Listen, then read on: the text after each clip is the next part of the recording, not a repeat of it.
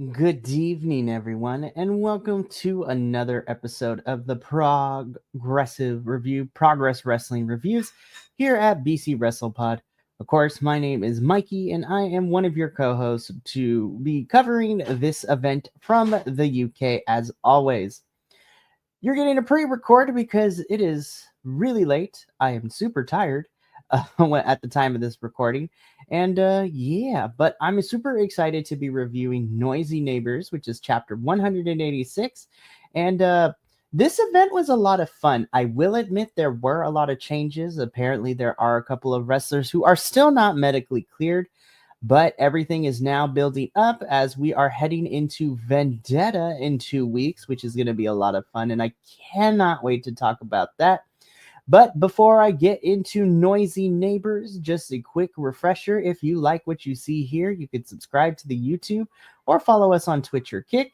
We also are available on all social media platforms at BC WrestlePod, and we have merchandise available at our shop, bcwrestlepodshop.fourthwall.com.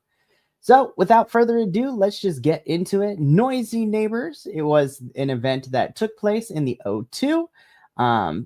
Which, is out of the norm because we are usually in the electric ballroom for Progress, which is a lot of fun. I'm going to give my quick thoughts here before I break it down match by match. Overall, Noisy Neighbors was a really strong show, and I really enjoyed it. However, Progress, I love you to death, but we need to fix the audio issues because commentary is fine, but when anyone is on the microphone cutting a promo in the ring, or even with our host with the most, Mr. Jerry Blakewell, we need to fix what's going on with the audio.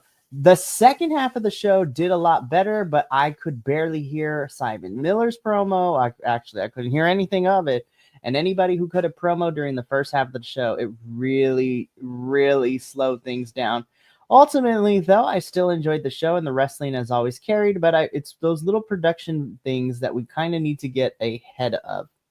But now that I get that out of the way, let me get into all the matches that occurred because, again, this card definitely changed a lot due to people not being medically cleared, and we got some surprises, and I can't wait to talk about all of them. So let's begin. We kick things off with this particular match. We get Tom Thelwell taking on a returning Luke Jacobs. The last time we saw Luke Jacobs here in Progress was him losing the Progress Men's Championship to our current champ, Man Like Derice, in that TLC match back at 100 volts in August. So it's been really nice to see Luke, and I missed him in the Progress, wrestling realm. I know he's had other matches on other independent promotions, but it's really nice to see him back in Progress. And honestly, I thought this match was a really strong start to the rest of the night. Again, this is as British wrestling can be. It was hard hitting. There was a lot of catch style wrestling, and it was fantastic. I really enjoyed it. I am unfamiliar with Tom Thelwell, but I've really come to enjoy him, and I'm definitely going to be following for him. And I mean, come on, it's Luke Jacobs. Luke Jacobs is fantastic, and he's amazing. It is, of course, to nobody's surprise that Luke Jacob picks up the victory here with not one, but two Northern suplexes to seal the deal. And afterwards, Luke Jacobs shows Tom Thelwell a sign of respect. And honestly, I want to see Tom more in Progress. I really hope that a lot of these newer folks that we're seeing in Progress stick around for a little bit because I want to see where they go and have some fun with it as well. So after this, we get a promo from the internet darling, our favorite bald-headed wrestler reviewer turned wrestler, Simon Miller. From what I was able to hear, he is unfortunately not medically cleared to fight, but he still addresses his vendetta opponent, Charlie Sterling.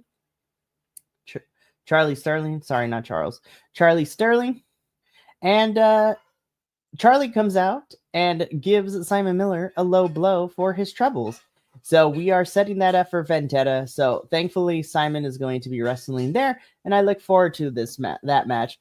Because Simon Miller was unable to fight at Noisy Neighbors, we had to figure out who was going to face, Adam Maxted for Noisy Neighbors. And, well, we didn't have to find out for long. So again, originally it was supposed to be Simon Miller versus Adam Maxted, but Adam gets on the mic. He's like, you know what? Simon Miller can't fight me, but I'm ready to fight whoever comes through that curtain.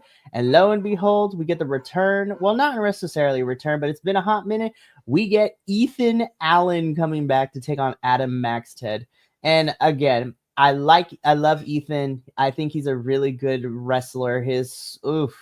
That British strong style is nuts to watch. And again, this is not Adam's first time here. He's been popping up in a couple of the shows. He is the Love Island UK star turned wrestler. And honestly, he's doing pretty good. And I want to continue to see more of Adam. We need more heels in Progress like this, which is a lot of fun. But damn, I've missed Ethan Allen in the Progress ring. And to nobody's surprise, he does pick up the victory over Adam. And I'm hoping that Ethan sticks around a little bit. When Luke Jacobs lost the championship in August, we kind of saw a little less of Ethan Allen too. But I'm glad that both Ethan and Luke Jacobs are looking to come back to Progress. And who knows, we might see them at Vendetta and we might see them at Unboxing. Who is to say? But this was a fantastic match between Ethan Allen. Ethan Allen again defeats Adam Maxted. And we roll on into the next match, which, this match was also really, really good. Noisy Neighbors did a really good job of setting up, people we haven't seen in a couple of chapters, but I'm glad they're back. So we get this next match. This is Kid Lycos taking on Tate Mayfairs. Kid Lycos, of course, coming off of losing the Progress Tag Team Championships with him and, Kid Lycos too. And yeah, the heelish demeanor of Kid Lycos is still there. He's being, overconfident. He's being cocky, and I love it. And you know what? It's really good to see Tate back here. Tate Mayfairs is one of those people that, since watching Progress at the beginning of this year, that I've fallen in love with his style. I think he's really good. And here in Progress, he's pretty good at playing a babyface. I know in other places he tends to lean more heel, but it's really nice to see him play the tweener or the, kind of babyface here, which is great. Kid Lycos is a fantastic wrestler, and I wasn't in doubt that him and Tate were going to have not have a good match. And this was a really good match, but damn, Tate took it really crazy. I think Tate was a little bit more aggressive, which I really liked seeing. And you know what? By the end of this, Tate beats Kid Lycos, and it sets up him versus Manlight Durice for the Progress Men's Championship at Vendetta. So I am ecstatic. So I thought this was a really fun match. This was really good. Glad to see Tate get a win and also to have him back in Progress. And I'm very interested to see where Kid Lycos and Lycos Gym go heading into Vendetta and Unboxing. We wrap up the first half of Progress with our first title match, which is for the Progress Women's World Championship. Of course, we have the champion who is only a few weeks into her reign, Miss Rain Leverkusen, taking on her first challenger in Session Moth Martina. I want to give flowers to Session Moth because she always ends up playing the heel, and she plays the comedy character to Gene Money and all this stuff. But what I really, really, really enjoy is that despite all that, I think Session Moth is such a fantastic wrestler, and she deserves her flowers. And of course, I am a big fan. I've been falling in love more and more with Rain Leverkusen since the beginning of this year. And I said it at Jump in the Line. Her and Rio's match was probably my favorite match of the whole entire event. And I was so happy and pleasantly surprised to see her beat Rio to become the new Progress Women's World Champion. And now she's putting this championship on the line, and she had a successful title defense. Rain retains the Progress Women's World Championship against Session Moth Martina, and this was a fantastic bout from both of them, and I'm very happy. And this was in the top for me. I really, really enjoyed this match. So we get a bit of a break where we find out. Well, not find out. We learned that come February, we are getting the For the Love of Progress 4, which is super exciting. And I will break it down in a little bit at the end of the show, but Progress gave us what their, calendar is going to look like for next year, which I'm super excited. But we come back from break and then we begin the second half of chapter 186. Again, we were supposed to get Chris Ridgway versus Scott Oberman, but Chris Ridgway is still not medically cleared to compete. So we get a Scott Oberman promo talking about how Chris Ridgway not being here is such a slap in the face. He's being a heel. And again, Scott is ready for a match.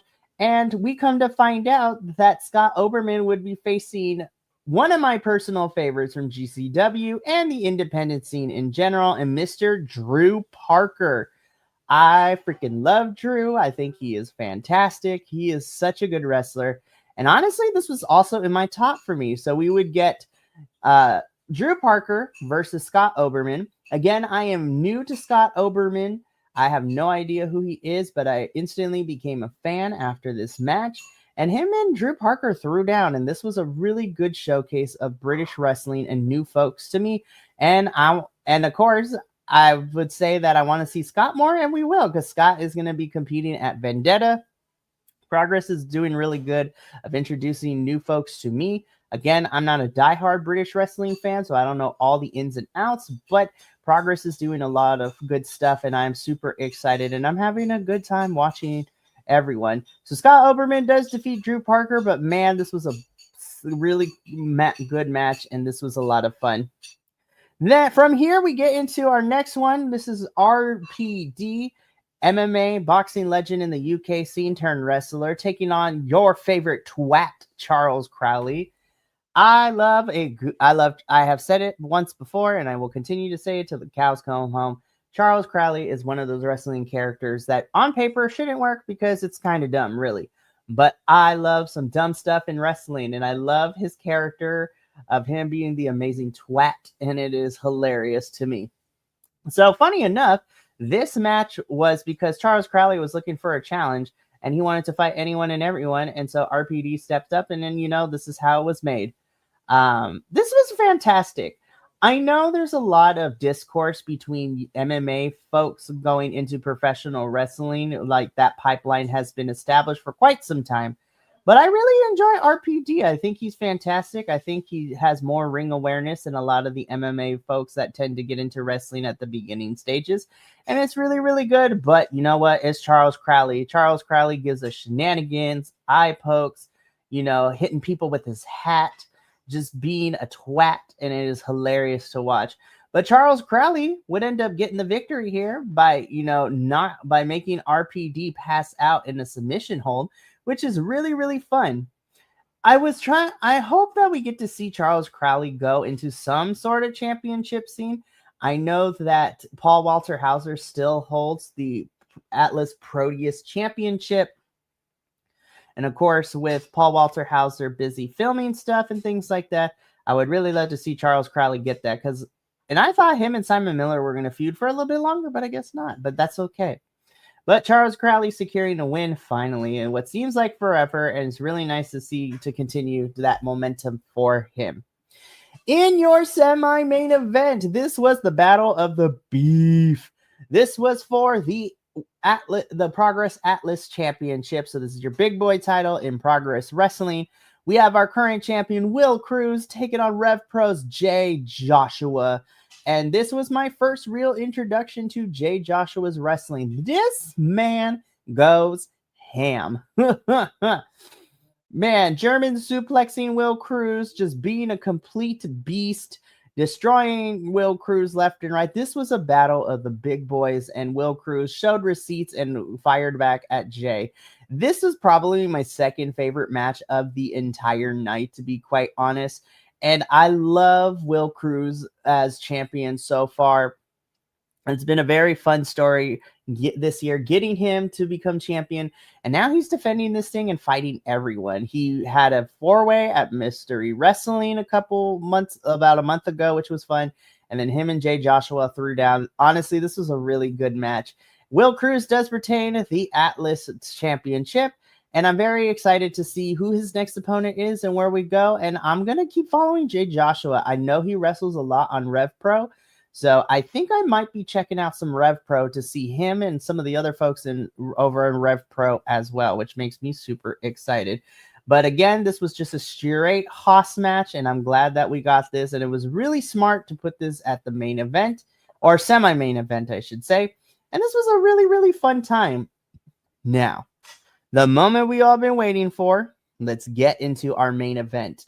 The main event of Noisy Neighbors is Blackheart Lio Rush taking on this new version of Cara Noir. I am unbiased. No, I'm biased in saying this, and I don't care. Everyone who has been following us and watching our progress reviews since the beginning of this year knows that I love me some Cara Noir. This is what happens when you turn a theater kid into a wrestler and you give him the Black Swan as the wrestling character, and it is fantastic. But what I love is that, of course, Blackheart Lio Rush's character is a little bit on the darker side. We have the mask, we have the makeup, we have the black ink coming out of his mouth. And who better than, this reinvented, vindictive version of Cara Noir to do so? This match was nuts. We had speed. We had throwing people through chairs. We had dives. We had some hard hits. This was such a good main event. And I think it's a testament to both Cara Noir and Lio Rush. Cara Noir would end up being Lio Rush in this one. And I don't know, man. I don't know if it's going to happen this year or next year, but after last chapter at Jumping the Line, where, Man Like Derice and those black feathers, I think we're going to see Cara Noir and Man Like Derice collide. So at some point, if not at unboxing, at some show in 2026, which has me super excited. But that was Progress Wrestling Noisy Neighbors. Overall, again, despite the audio issues, I think Noisy Neighbors was a success, and it was such a fun show, and I had a blast with it. So before I wrap up for the night, I do have some stuff to go over, and we have learned, earlier in the week, Progress Wrestling dropped their 2026 lineup for all the shows at the Electric Ballroom, and we got a lot of them. So we are pretty much getting a Progress Wrestling show every single month except for April, but that is okay. And everything is kind of gonna be crazy. So we have a show January 25th, February 15th, March 29th, May 3rd and 4th, which I'm gonna assume is the Super Strong Styles 16 tournament, which has me excited. July 26th, August 31st, September 27th, October 25th, November 29th, and December 30th. So outside of June and April, we pretty much have a Progress Wrestling show. And that is a total of 11 shows, which is crazy to me. Well, I mean, Super Strong Style is one event, but carried over 2 days, but I digress. I'm excited to see Progress in 2026 in terms of seeing where we go, who's going to be here. And Progress has been a lot of fun to cover this year, and I look forward to continue to cover it into next year. Well, that's going to be it for me here tonight. Thank you so much for watching me go over and review Chapter 186, Noisy Neighbors for Progress Wrestling. The next time you will see me for Progress will be actually in 2 weeks, as I will be reviewing Chapter 187, Noisy Neighbors, which has me super excited and very enthralled for what's to come at Vendetta. Oh, sorry, I said Noisy Neighbors. But I will be here to review Vendetta 3. And then the next time we'll have Progress review is in the new year and the beginning of January with unboxing, which is going to be fun. But we still got a lot of fun stuff happening the remainder of the week. Tomorrow evening at 7:30 p.m. Pacific, the TNA crew is going to be here to review Turning Point, which is TNA's second to last pay-per-view of the year.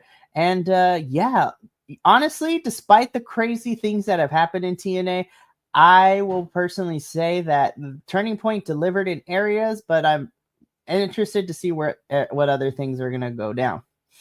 And then, of course, on Saturday, we have a double header in which in the morning at 9 a.m. Pacific, I will be here with my friend Benny to review Defy Wrestling's Aeon 2.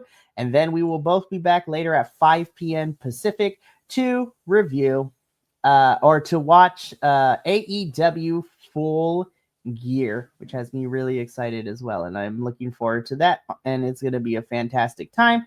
And I cannot wait for that. And then we wrap everything up on Sunday leading into Thanksgiving break with our WWE review as we review Raw and SmackDown. And then we will be doing our predictions for Survivor Series, which I can't believe is next Saturday. So that's going to be a whole lot of fun.